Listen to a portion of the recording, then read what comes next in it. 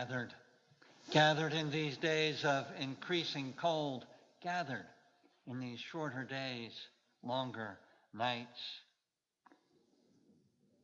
But in the midst of increasing cold, here we find warmth, a warmth of community, of one another. In these days of less light, here we find the light of love and kindness. Gathered in these times of contention and vitriol, gathered here we find and grow kindness and understanding. Here we can grow peace and learn better to share peace. That we might better go forth to share the warmth, share the love, share the peace. May it be so. We are gathered, and it is good.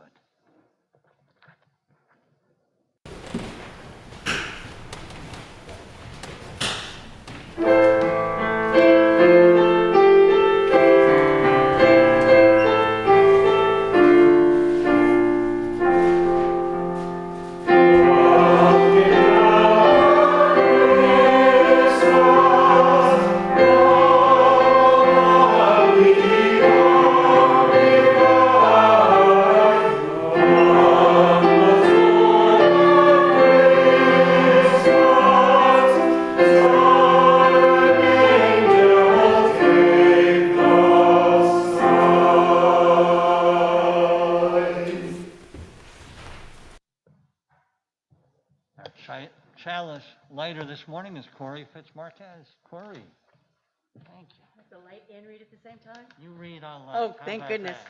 Good morning. So in keeping with the season, I chose a couple of selections out of a book called Simple Pleasures that portends to bring more heart and less hype into your holiday celebrations. So the first thing I'd like to speak a moment about is Yule, the winter solstice. Well, it's a marvelous night for a moon dance, Van Morrison. Yule is the name given to the winter solstice, the longest night of the year, a time to contemplate birth, death, and renewal.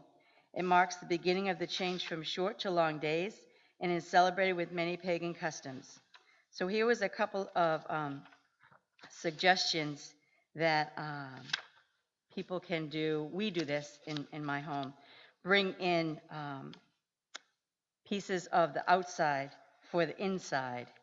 And the idea is, according to the Druids' herbal, plants are brought into the house at the time of winter solstice to assure the woodland spirits that they can find refuge during this period of darkness and cold. Some of the plants that we use are yellow cedar or arborvitae, or holly for protection and to symbolize the coexistence of human and plant life, juniper for love and protection, mistletoe for healing, peace, and beautiful dreams, and pine for peace and healing and joy. So feel free to bring some of those inside. And Kwanzaa, this is from Maya Angelou. I had a heritage rich and nearer than the tongue which gave it voice. My mind resounded with the words and my blood raced to the rhythms. So the couple of ideas for Kwanzaa is based on the perception that you want to be introspective and have principles of pondering your life as it exists now and where you'd like it to go, and to honor your ancestors. And most importantly, there are gifts, but they're gifts that are usually meaningful and hopefully free. So here are some gifts that I hope for you and I hope that you can share during this season. The gift of listening, the gift of affection, the gift of laughter, the gift of a note of love or appreciation, the gift of a compliment, the gift of a favor, the gift of solitude, the gift of a cheerful disposition. Blessed be. Thank you. Thank you, Courtney. Hang on while I light your chalice.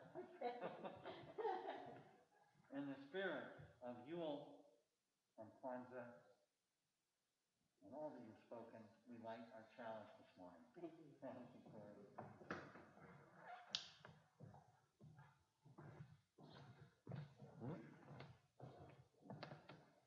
And now we sing, at least quietly down here. We'll hear our choir in the choir loft Let Christmas Come, number 224. Invite you to remain seated and sing quietly or follow along. 224, Let Christmas Come.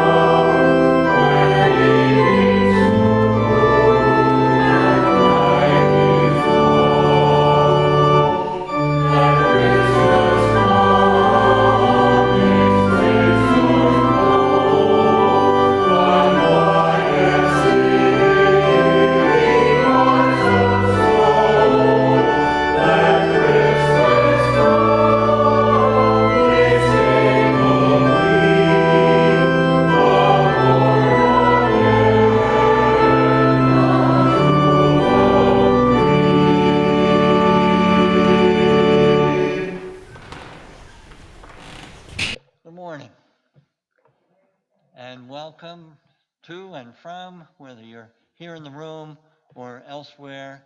I see you and your names on my screen here. Welcome to everyone. Welcome whether you're an old timer here for the 1,000th or 2,000th or 10,000th time. Welcome to newcomers. If you are new among us, we look forward to getting to know you. If there is anyone new here in the room this morning who would like to stand and tell us who you are, I would invite you to do that if you like, and then we can offer a warmer welcome. Well, you're welcome, no matter who you are, and we do look forward to getting to know you, to get to know us, chat with someone after the service, or explore our website, oldshipchurch.org. Fellowship hour here, for those who are in person, will once again be just outside on a pretty nice sunny day, but we also welcome you into our fellowship hall across the street for a little more warmth. And if anyone who's going across to be with the young people, if you make sure the fellowship hall is open by the end of the morning, that would be great. Thank you, Maureen. I see you nodding. Thanks so much. Two announcements. Vespers services are continuing each week, 2 more at 6:30 right here and on Zoom. All the details are will be in our weekly update once again. Time for, in a quietly lit, softly lit meeting house, time for words, music, lots of silence during this sometimes overfull season. Next Sunday will be our annual pageant. Last year was our first Zoom pageant ever. This year is our first hybrid pageant ever. So people are welcome here to come ready to be a shepherd or an angel or a wise one and so on, star. And we'll have costumes for you. We'll set up our tableau right here. And if you're online, well, ain't you, you're also invited to create your own costume or to let us know by email. Do let us know if you want to participate online, because we're going to project you big as life on the wall for everybody to see. All ages, of course, invited to participate, as always, in our pageant. We continue our Guest at Your Table program this month in support of the Unitarian Universalist Service Committee. And once again, Dave Aline, who is at home a couple miles that way, will have some words to say to us. Dave Aline, thank you. Thank you, Ken. So this is my last week to speak about our guest in this year's Guest at Your Table program, but I will continue to post information in the weekly Old Ship emails. And our special collection for UUSC continues until the end of December. And today's plate collection will also be donated to GATE as part of our Guest at Your Table program. One of the major focus areas for UUSC is climate justice, not just climate change. In fact, UUSC did not send its own staff to the recent International Climate Change Conference so that it could send more of its project partners who are on the front lines of climate displacement and the harmful impacts of climate change. That decision allowed these smaller non-governmental organizations that do not have the resources to travel to Europe to be part of this important international discussion. And many of them actually ended up in some news articles posted on the Washington Post. This is an example of how important and the important place UUSC has in funding these organizations, often as what is called a first funder, which means just that. They are the first funder of a community organization. And this support means that the organization can grow, begin to accomplish its goals, and then gain other funding from larger organizations. But that would have never happened without UUSC's original support. Our third guest, Marina Talia, is the co-leader of such an organization, the Kiowa Island Community Organization, known as KICO. In 1947, residents of the Fijian island of Vatuputo purchased Kiowa and resettled to that then uninhabited island, bringing their culture and traditions with them.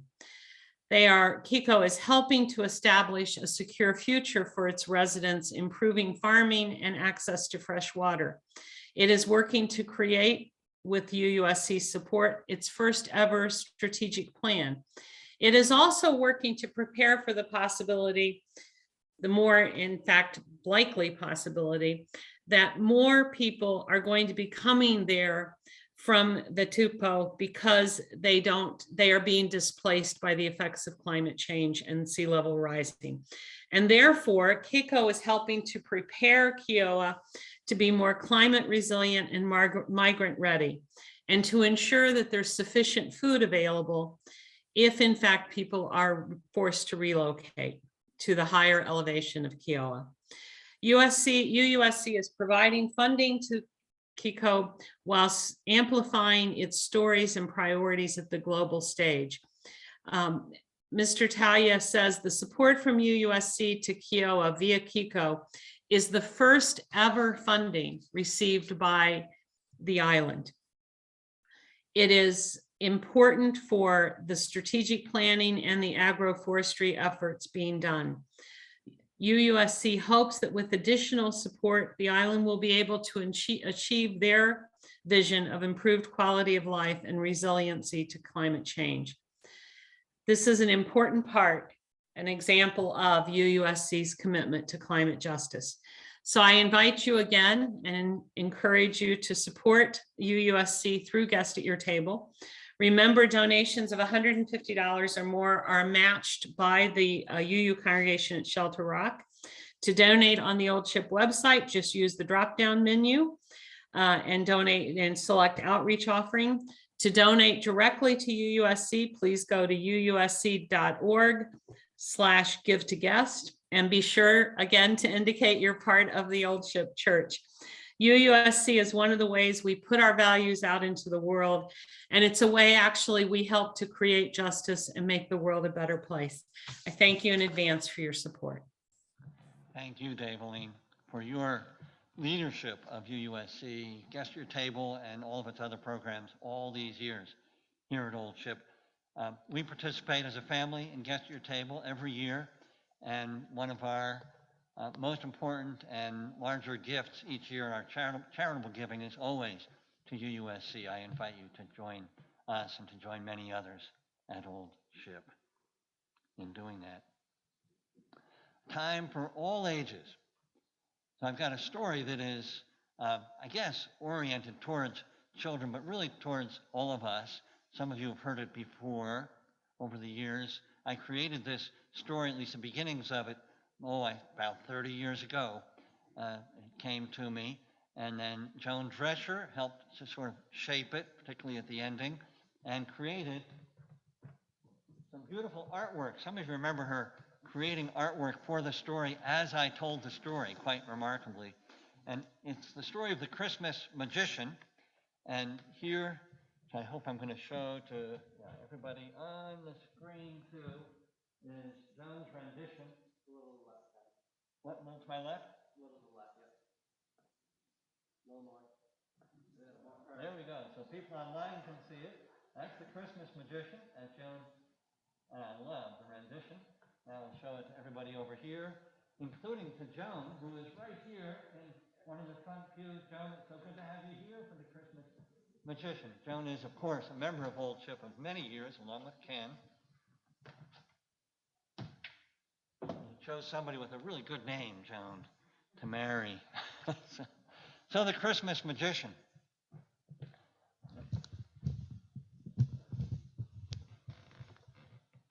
Alex, who was maybe, I imagine, 8 years old or so, really loved Christmas. Loved everything about Christmas. Loved decorating the tree.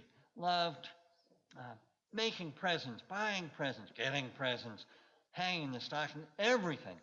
Really loved Christmas. Alex was so excited every year. And one year, it seemed as though Christmas would never, ever come.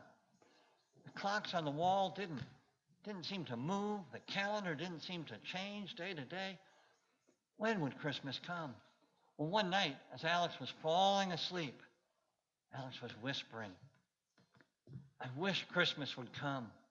I wish Christmas would come. I wish Christmas would come. And suddenly, poof, bang, at the foot of Alex's bed, puff of smoke cleared, and as it cleared, Alex could see the funniest looking little man. You saw the picture.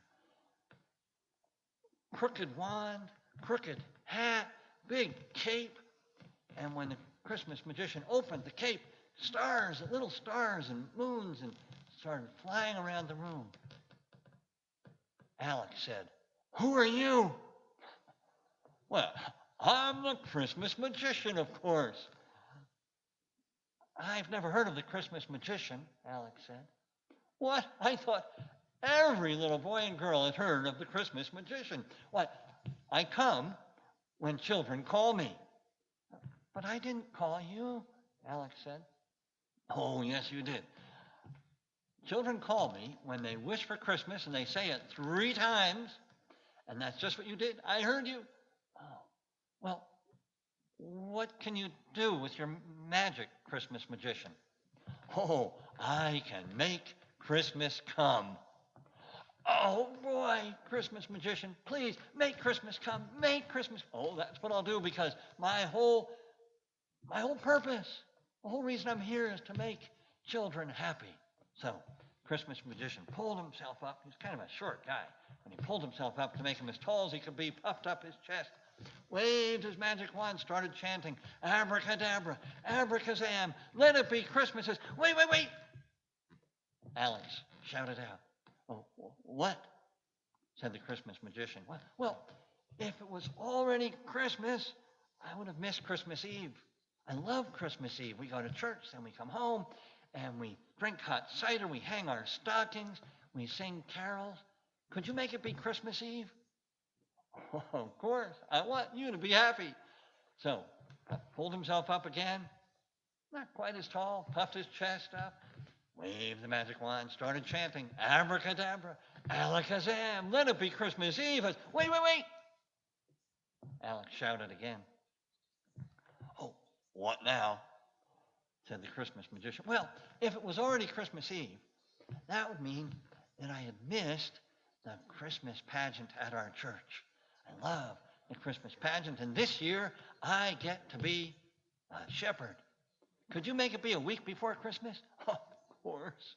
So once again, pulls himself up, not quite as tall, starts waving his wand, abracadabra, abracazam, let it be a week before. Wait!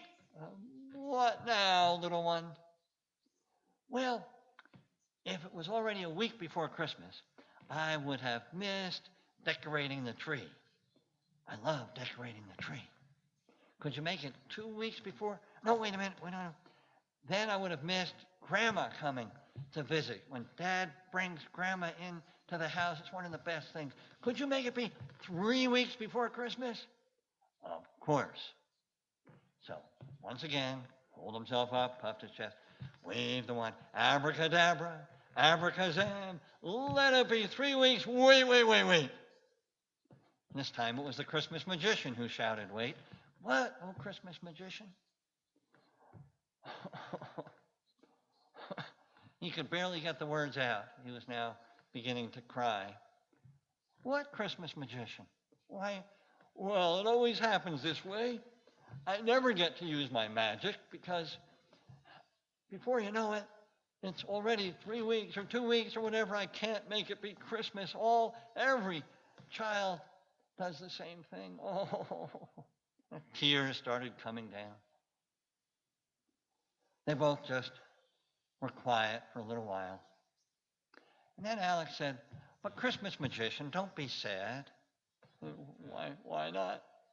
Oh, because, Alex now realized, because you've given me the best Christmas present ever. You've shown me that Christmas is not just Christmas morning, it's everything. It's all those things. It's grandma coming, it's the Christmas tree, it's the presents, Christmas is much bigger than I thought, Christmas magician. Thank you, oh Christmas magician. Oh, well, thank you, little one. You've made this the best Christmas for me, too. And with that, poof, bang, disappeared, and Alex fell asleep. Well, the next morning, Alex woke up wondering, had this all been a dream? Or was the Christmas magician real? Rubbed his eyes, started pulling on slippers, and there, in one of Alex's slippers, was this, looked like a purple thread. Then attached to the thread, well, it was a star. It was one of the Christmas magician's, it was his hair and one of his stars. The Christmas magician was real. And Alex thought, this really is going to be the best Christmas ever. And maybe I can be a Christmas magician too. Maybe all year long. Because I know that now Christmas is so big. It's the giving time. It's the receiving time. It's the everything time, the loving and taking care of each other time. Merry Christmas. The end. And now we come to our time of sharing candles of joy, sorrow, and concern. I have not received any candle requests online, but if there are any of you who are on the screen, I always point this way because there's my screen. Who have a joy or a sorrow to share, please put it into chat and Dave Oline will read it at the end of our sharing time. And if there's anyone in the room who has a joy or sorrow or concern, please stand or raise your hand and I will recognize you for the joy or sorrow. Anyone here? Ralph, and then Kate.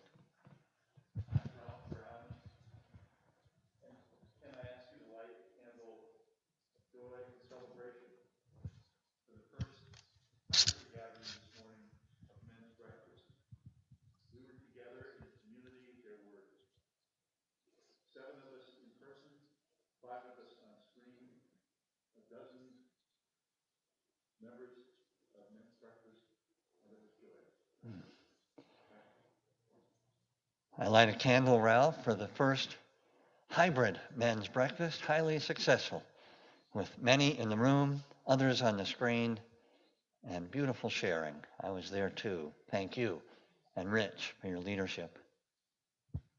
And Kate, yes, Kate Philbin.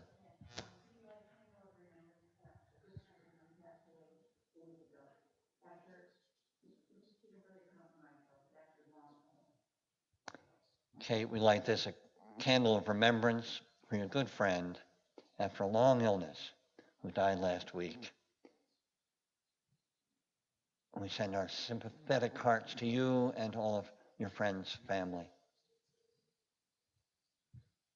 Anyone else? Yes, Pat.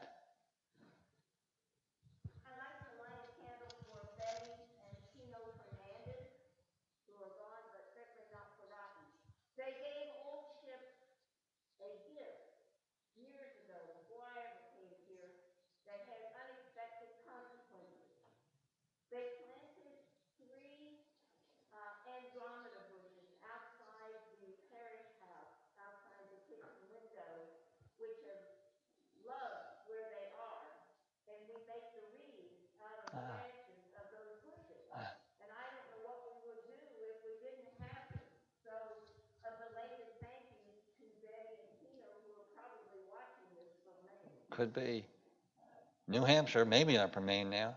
So thank you, Pat. Thanks.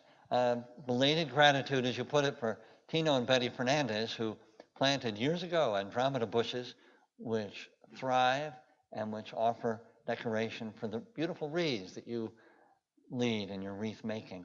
Thank you, Pat. And thanks to Tino and Betty if you are listening from afar. Anyone else? Lisa.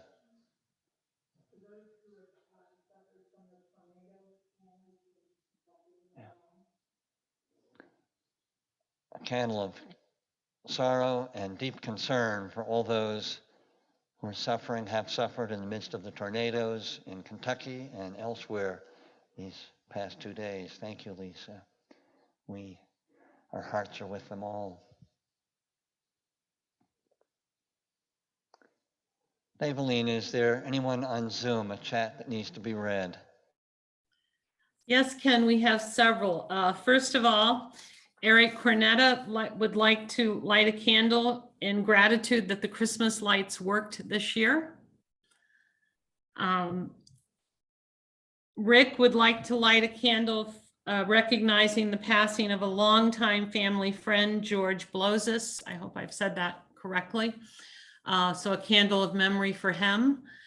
And I would like to light a candle for Bill Staines, songwriter, singer who frequently graced our coffee house, who passed away last Sunday. And Eric has posted a correction. It was not gratitude yet, it's concern about the lights. Okay. No. Thank you.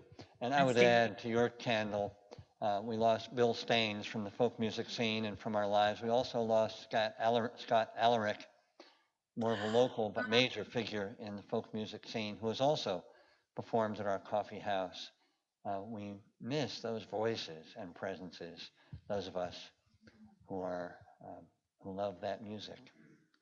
Thank you, Daveline. These candles burn as well for any joy, sorrows, or concerns deeply felt among us, though unexpressed in words this morning, as we sing our young people out to programs across the street.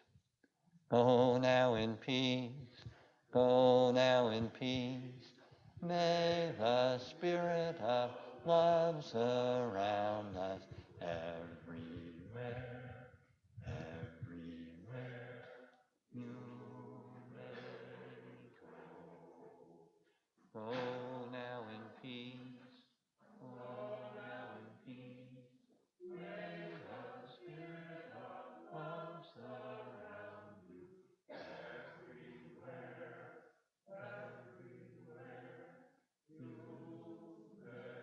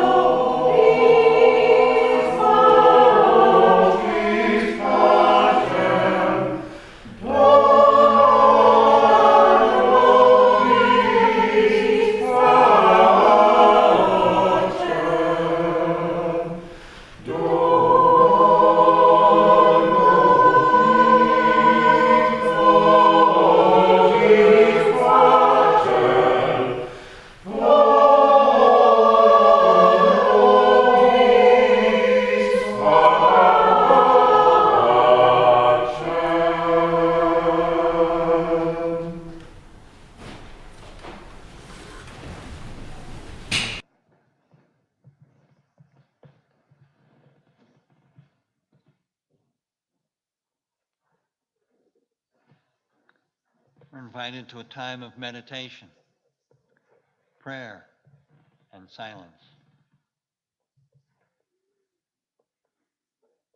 In this season of hopes for universal goodwill, for peace on earth, may we begin here, now, allowing peace to arise in our hearts amidst whatever clamor in our lives, to arise in our minds as we offer prayers of goodwill to all, simply,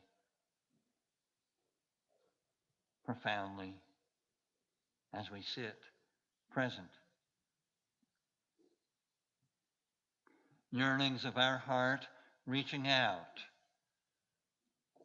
to those without a home on these cold days and colder nights. Yearnings of our heart, prayers reaching out to those without enough to eat during this season of feasting.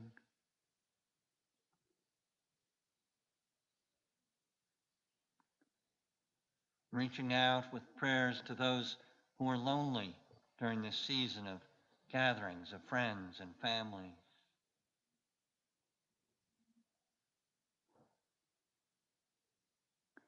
Reaching out to those who are ill or grieving, including to those grieving and suffering families in Kentucky and elsewhere in the wake of storms, devastations. Yearnings, prayers of our hearts to the God of our hearts as we seek the well-being of all beings on this dear earth home we share. May we enter a time of contemplative, peaceful, prayerful silence.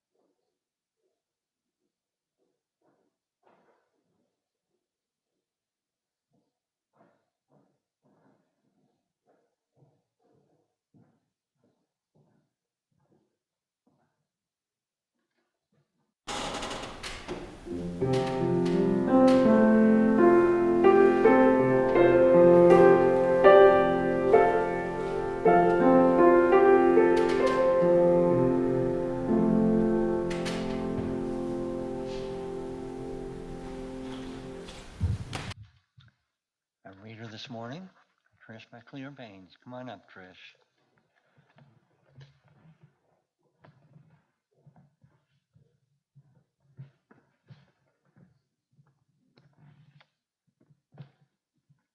Good morning.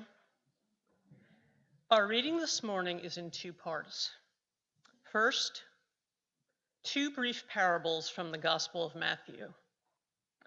He put another parable before them, saying, "The kingdom of heaven is like a grain of mustard seed that a man took and sowed in his field. It is the smallest of all seeds, but when it has grown, it is larger than all the garden plants and becomes a tree, so that the birds of the air come and make nests in its branches. Again, the kingdom of heaven is like a merchant looking for fine pearls. When he has found one of great value, he went away and sold everything he had and bought it." Then, this saying from the Gospel of Thomas. His disciples said to him, "When is the kingdom going to come?" Jesus said, "It is not by being waited for that it is going to come. They are not going to say, 'Here it is,' or 'There it is.' Rather, the kingdom is spread out over the earth, and people do not see it." Here ends the reading.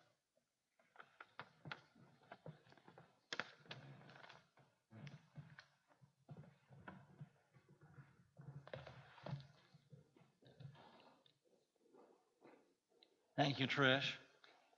And in case some of you are wondering, what is this Gospel of Thomas? There were many Gospels beyond the four that made it into the Bible, and the Gospel of Thomas was one of them. Look it up. A lot of very provocative and important material. Our morning offering, Daveline pretty much introduced it earlier.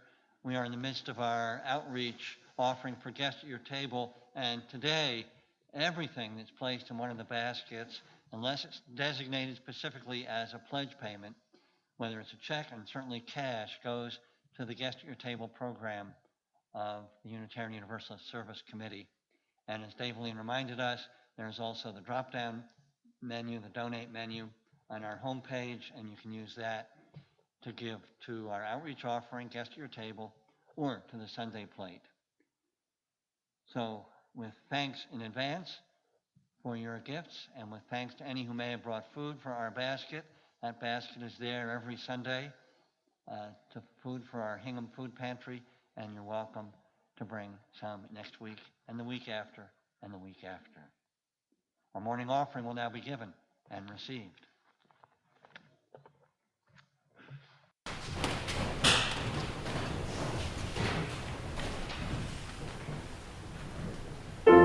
Thank you.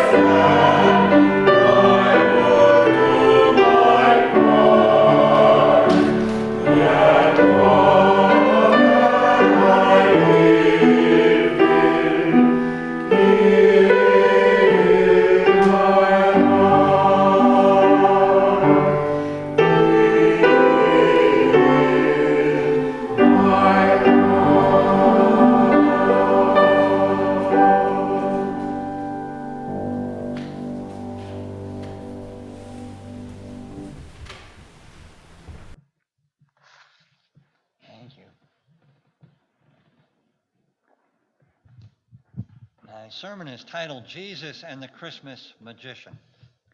Really? Jesus and the Christmas magician? What could the two possibly have in common? Jesus and this fictional, made up by me character, the Christmas magician. Well, there's probably a long list of things they don't have in common. We could make that list. To begin with, how they dressed. But there are a couple of things that I think they do hold in common, that they do share. And here's the first. Each in their own way counseled patience.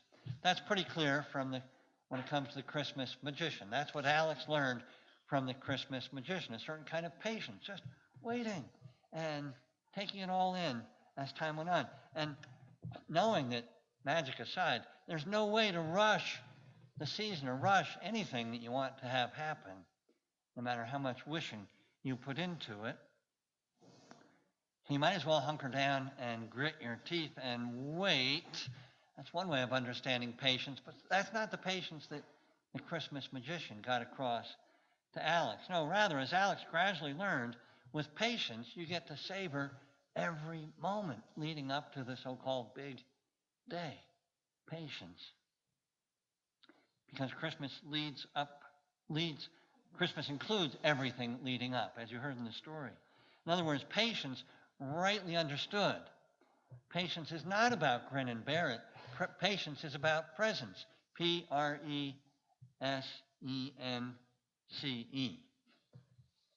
Patience is about presence. Now, as for Jesus, I'm not sure if the word presence or the word patience is found in the gospel accounts of Jesus.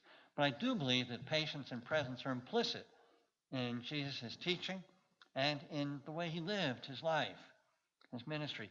Earlier, we heard those two passages from the Gospel of Matthew, from Trish, and the Gospel of Thomas about the kingdom of heaven, or the kingdom of God. And it is the kingdom of heaven, kingdom of God, that was at the core of Jesus' teaching, at the core of how he lived his life, as far as I read the stories. And though some these days have started calling it not the kingdom of heaven, but the reign of heaven, or the reign of God, to avoid patriarchal language, I stick with kingdom because of the subversive way that Jesus was using that word. His listeners, and us too, of course, think of a kingdom as something worldly with a king or a queen at the head of it, an empire. Jesus was flipping it on its head. You don't get that flipping it on its head part if you use other language. He was talking about some other kind of kingdom. We might say a kingdom in, but not of, the world. The way the world's mostly organized these days. So all that said, what was this kingdom that Jesus talked about, preached and taught and lived? Well, first, in those two brief parables from Matthew, we get that it's big and important. And it's big, like the mustard seed, which is this teeny seed that grows into a huge tree, bigger than all the bushes and so on. So it's big in some way. And it's really important enough, like the pearl of great price, to sell everything you own just to get that one thing, kingdom. All right, important and big, but still, just what is this sort of kingdom? Those are just modifiers. Well, here's where the saying from the Gospel of Thomas, of course, comes in, and maybe you've already thought ahead to that. Now, the disciples have been confused about this idea of a kingdom, as they often are in the Gospels. They serve as foils for Jesus' teachings. You know, what are you talking about, Jesus? So then he offers a story or an example. So they, of course, think the kingdom, like a worldly kingdom, must be over here or over there. It must be something you wait for, and so on, a someday sort of kingdom. Well, what does Jesus say in response to these? He says, no, the kingdom is everywhere. It's right in front of you, right in front of everybody. You're just not noticing. You're just not seeing it. So this gets back, I think, to our deeper, more profound understanding of patience. The disciples thought maybe they just had to wait impatiently, tapping their feet for the kingdom, or maybe do something to bring the kingdom about. But Jesus' message, stop waiting, just look, listen,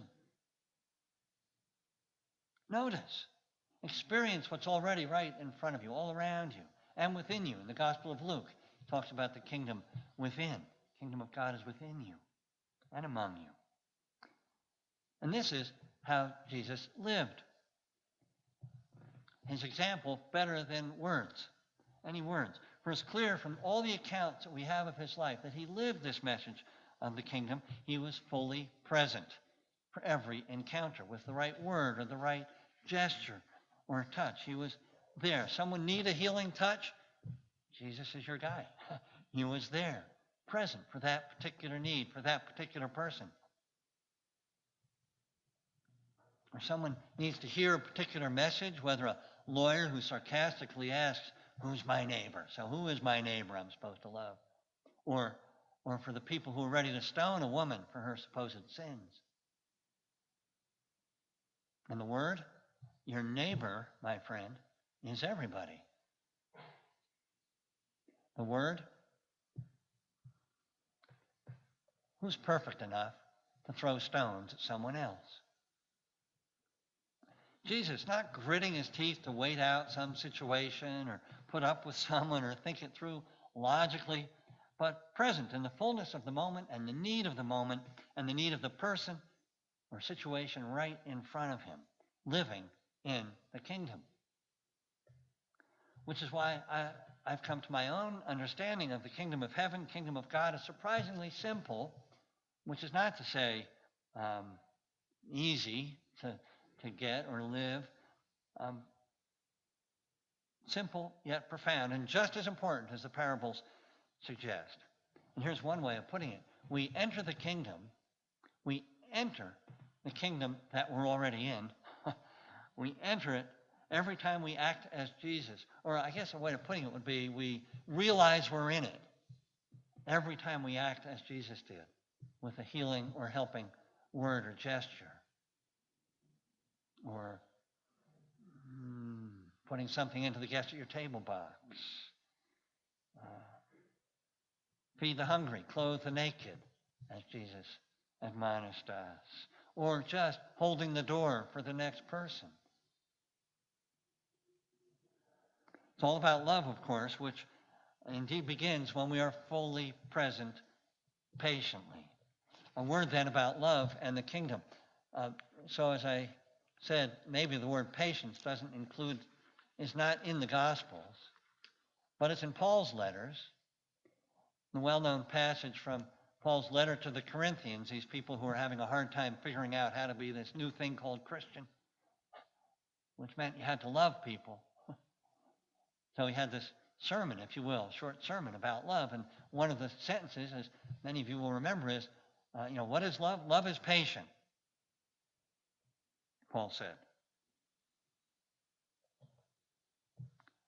And it doesn't mean that love is just willing to put up with stuff. Maybe sometimes that's what we have to do, right? As we're maybe got one foot in the kingdom, but not all the way in.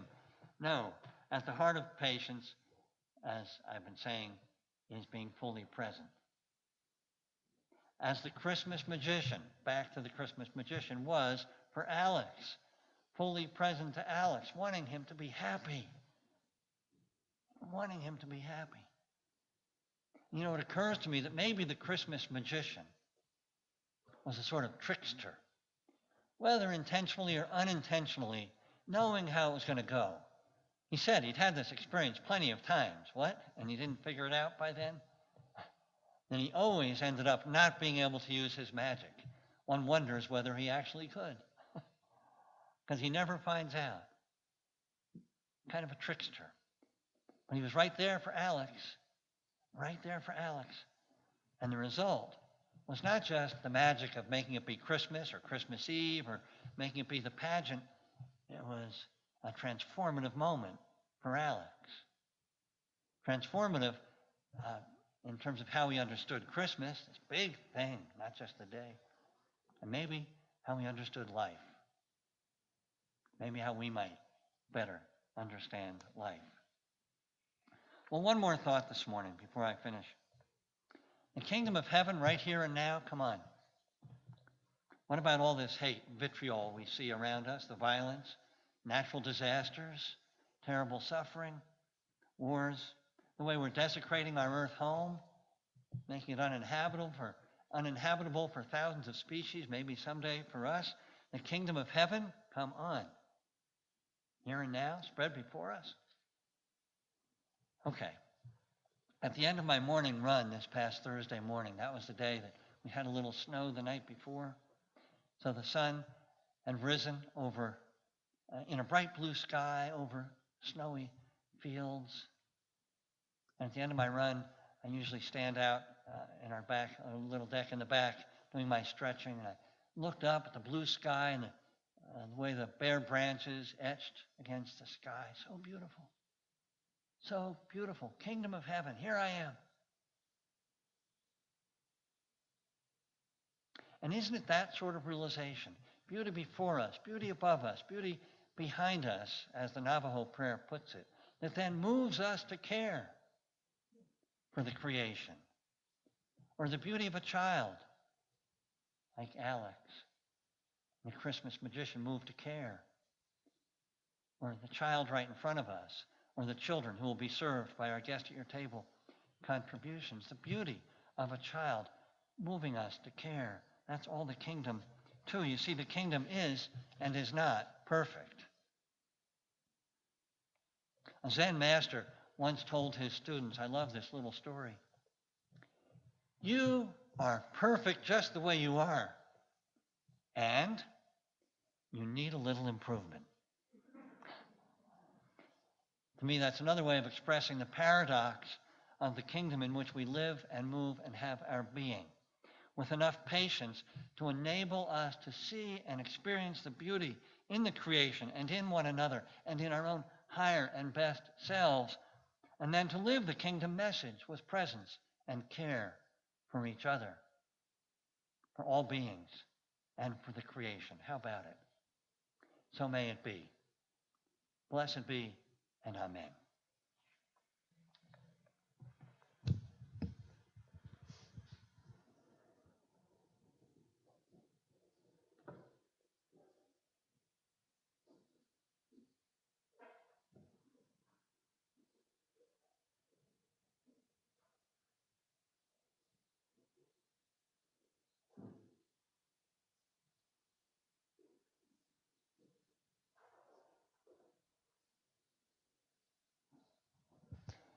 Flames representing joys, sorrows, concerns. We do not extinguish those, all lit with love. We surely do not extinguish the love. We carry it with us. And this, the flame of the chalice of our faith, may we carry our faith with us in every encounter, with every person. We carry our faith with us as we serve and help and love. Our closing hymn is a hymn for Advent. People Look East.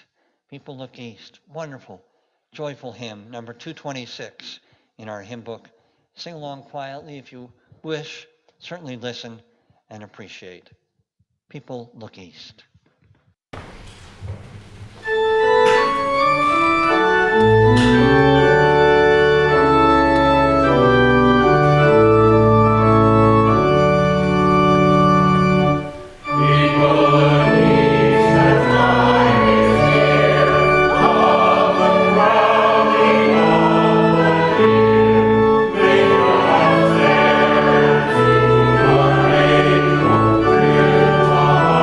And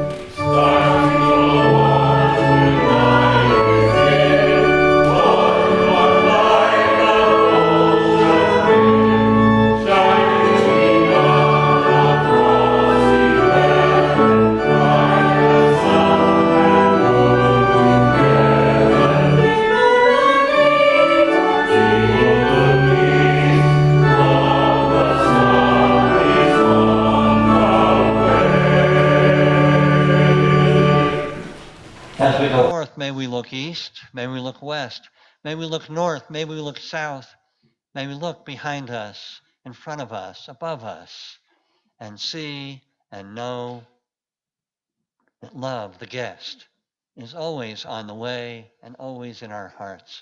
May we share it. Amen. Blessed be. So may it be.